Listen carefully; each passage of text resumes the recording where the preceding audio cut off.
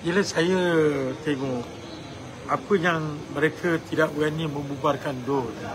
Kalau mereka kata mereka sebuah parti politik yang matang, yang nak menjaga orang kata keharmonian, nak menjaga kekuatan politik pemerintah di negara kita, sepatutnya mereka ikut apa yang telah diputuskan oleh SPR untuk sama-sama menghadapi pilihan raya ini.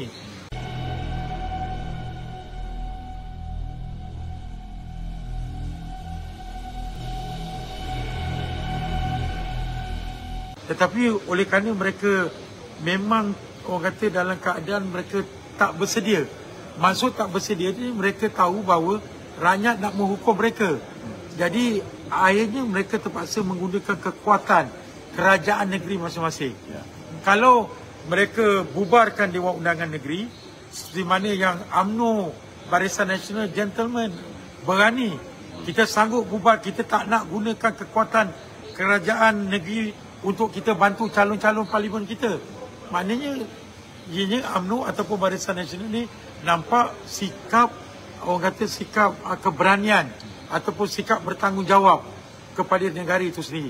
Tapi mereka sebenarnya pada saya mereka nak mempergunakan, contoh di Selangor, di Kedah, di Kelantan, di Terengganu, apa yang telah mereka nak lakukan, mereka tahu mereka akan kalah dalam pilihan raya. Jadi talian hayat mereka yang kaya ialah mereka ada kerajaan negeri, dan kerajaan negeri dengan mereka punya exco kerajaan negeri masing-masing, mereka boleh mempergunakan kerajaan negeri masing-masing itu untuk membantu kempen-kempen calon-calon mereka semasa pilihan raya. Dan ini menunjukkan bahawa mereka amat lemah, mereka tak kuat, mereka terpaksa bergantung dengan kerajaan negeri yang mereka ada untuk mereka membantu calon-calon mereka dalam pilihan raya. Tetapi kita nak maklumkan bahawa rakyat faham, rakyat tahu akan taktik yang mereka lakukan. Dan insyaAllah rakyat akan memberikan sokongan penuh kepada Barisan Nasional, terutama calon-calon parlimen di kawasan yang di mana di negeri-negeri yang mereka tak bubarkan Dewan Undangan Negeri, kerana mereka nak mengambil kesempatan untuk mempergunakan jentera kerajaan negeri masing-masing untuk membantu calon-calon mereka. Okey. Dok, ini sikitnya pasal Azmin Ali tu kemarin tu. Azmin. Azmin kata Azmin ni menarik. Azmin kata Anwar mengecut. Anwar lari pada Gombak. Tak, sebelum tu dia nak tanding. Saya bukan nak mempertahankan Anwar. Azmin ni pun bodoh juga. Dia bertanding di Gombak. Kan? Dia cabar Anwar untuk bertanding lawan di tempat dia. Bila Anwar buat keputusan bertanding di Tambun, dia kata Anwar pengecut. Itu tak gentleman lah. Kan? Dia sepatutnya, dia kata Anwar pilih mana dia nak bertanding.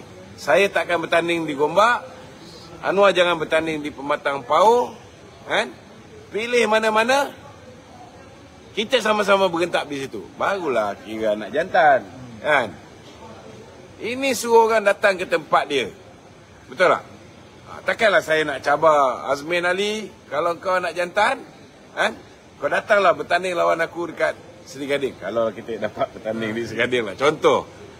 Bila Azmin Ali kata dia nak bertanding kat Gombak, boleh tak saya kata Azmin Ali tu pengecut? So, naratif yang dia bawa ni, saya rasa macam tak logik lah, kan? Mana boleh cabar orang suruh bertanding kat tempat dia? Kalau nak cabar betul-betul, kan? Cabarlah orang tu pergi pilih mana tempat. Okey, sama-sama kita lawan dekat Bukit Bintang.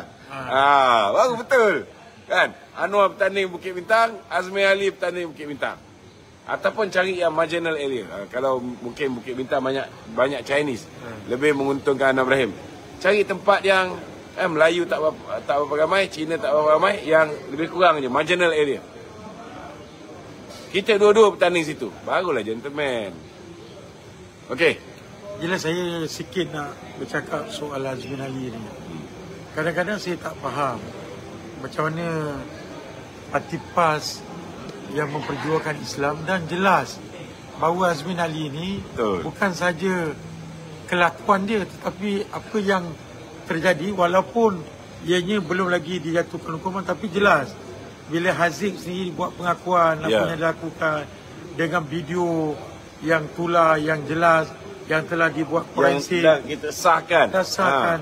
Manusia begini pun masih lagi orang ataupun mereka yang boleh memberikan orang kata sokongan. Tapi yang peliknya PAS tu, bila dia tolak PKR, dia kata dia tak boleh kerjasama dengan orang yang LGBT. Dengar Tapi dalam Bersatu ada LGBT lagi jelas. sebagai Menteri Kanan.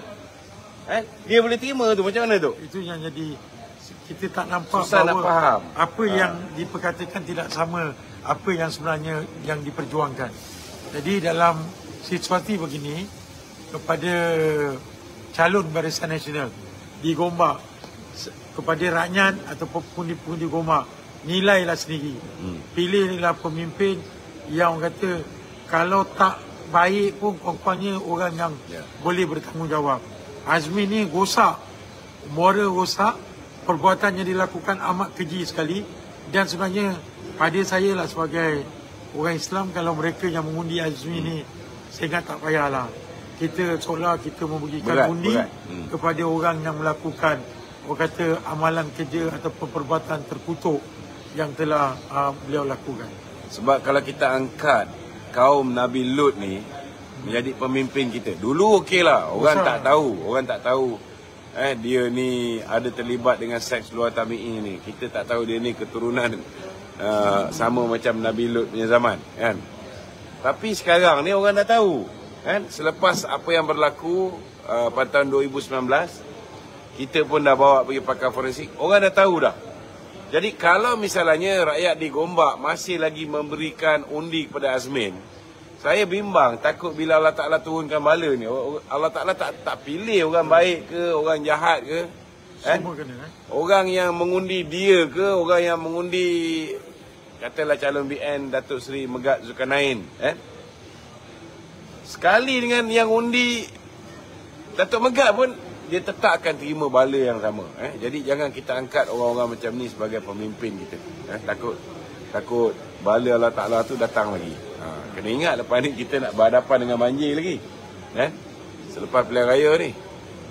Tapi dalam kenyataan Azmin tu juga tadi, dia kata Anwar akan, orang Melayu takkan sokong dia dekat Gombak tu, masa dia lagi tu. Orang Melayu takkan sokong dia. Orang Melayu takkan sokong siapa? Masa Anwar lagi. Azmin apa bodoh sangat dia kata Anwar lari? Bila masa Anwar bertanding di Gombak, so perkataan lari tu tak timbul. Tak sesuai pun. Tak sesuai. Dia mencabar Anwar bertanding di kawasan dia. Apa salah Anwar nak buat kerja bodoh? Dia kalau istilah lari ni, maknanya dulu Anwar di Gombak. Bila Azmin datang untuk mencabar Anwar lari. Anwar lari. Itu baru cerita lari. Betul tak? Tak ada istilah lari kat situ. So masalah Azmin ni, kan, dia sebenarnya dia terdesak. Kalau lawan dengan Megat, maknanya dia yang kadang-kadang jantan, kadang-kadang betina ni lawan dengan anak jantan. Itu sebab dia mengharapkan Anwar bertanding di situ. Bila Anwar bertanding di situ, orang tak boleh mainkan isu LGBT lagi. Orang tak boleh mainkan isu seks luar tabi'i. Kerana kedua-dua mereka adalah pengamal LGBT. Jadi tak timbul isu. Mana boleh macam tu? Kan? Okey. Soalan lain. Soalan lain. Ini pasal kita terlupa yang pengundi muda tu, pengundi automatik 18, 19. Ini yang paling bahaya sekali. Okey tu. Mungkin sekarang dulu 2014 mungkin orang masih lagi di bangku sekolah masih mentah lagi tu, Jadi ramai yang minta panduan kenapa perlu orang muda ni mengundi Barisan Nasional. Dia macam ni lah. Peranan ibu bapa sangat penting. Peranan ibu bapa sangat penting. Kerana kalau ibu bapa tak mainkan peranan, kita akan berhadapan dengan masalah.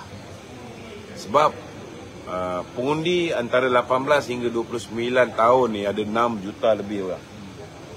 Pengundi antara 18 hingga 39 tahun, below 40 ni ada 10 juta lebih tu. Ini yang paling ramai ni, paling ramai. Jadi terutama yang baru lepas 18 tahun, mereka tak merasa zaman Mahathir dulu. Mereka tak merasa zaman Pakatan Harapan 22 bulan. Mereka tak merasa zaman PN 18 bulan pun mereka tak rasa. So ibu bapa, kakak-kakak, abang-abang kena mainkan peranan bagi kefahaman. Kakak-kakak yang dulu termakan dengan janji-janji, contohnya janji Pakatan Harapan mengatakan bahawa mereka akan kalau mula-mula janji nak hapuskan PTPTN. Kemudian kalau gaji dah lebih 4,000 tak payah baru start bayar. Kalau sebelum tu tak bayar. Tapi lepas pilihan raya kena kencing. Betul tak? Jadi mereka kena sedarkan adik-adik mereka. Ibu bapa kena pastikan jangan sampai ada lagi yang terpedaya. Hari ni Anwar masih lagi bawa agenda yang sama. Dia nak hapuskan PTPTN. Kali ni bukan lagi cakap RM4,000 gaji ke atas baru start bayar. Tak ada. Kali ni dia kata dia akan hapuskan PTPTN. Hari ni dia masih cakap nak hapuskan tol yang menelan belanja 380 bilion. Sedangkan bila mereka berkuasa, mereka tak buat, mereka tak laksana. Sepatutnya hari ini tak payah tengok langsung dah janji-janji Pakatan Harapan, janji-janji Perikatan Nasional. Walaupun Muhyiddin mengatakan dia ada jawatan kuasa yang mengkaji, hari ini sudah ada Razi Jidin yang mengetuai jawatan kuasa untuk merangka manifesto Perikatan Nasional. Dan dia kata dia ada pakar-pakar lah. Pakar macam mana pun, jangan lupa bahawa orang macam Muhyiddin, orang macam Razi Jidin, orang macam Wan Saiful Wanjan, orang macam Azmin Ali, inilah orang yang terlibat sama dalam menjanjikan kepada rakyat dalam manifesto Pakatan Harapan. They fail. Kalau masih lagi ada rakyat nak tengok manifesto tu pun, beratlah. Berat. Jadi anak-anak muda kena belajar daripada kesilapan abang-abang dan kakak-kakak mereka pada tahun 2018. Akibat daripada silap itu, masa depan mereka juga yang hancur. Ada di antara anak-anak muda yang dah ada kerja cantik. Ada yang menjadi engineer. Ada yang menjadi pegawai kontrak. Ada lebih 55,000 pegawai kontrak dihentikan. Engineer yang dapat kerja, contohnya untuk buat ECRL. Projek dah berjalan, terhenti.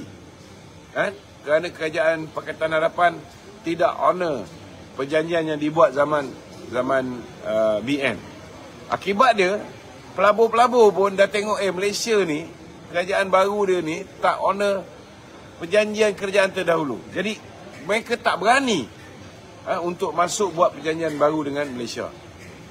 So kalau nak tengoklah masa depan rakyat musnah, pilihlah balik. Cubalah try test lagi. Tengok apa jadi Fani.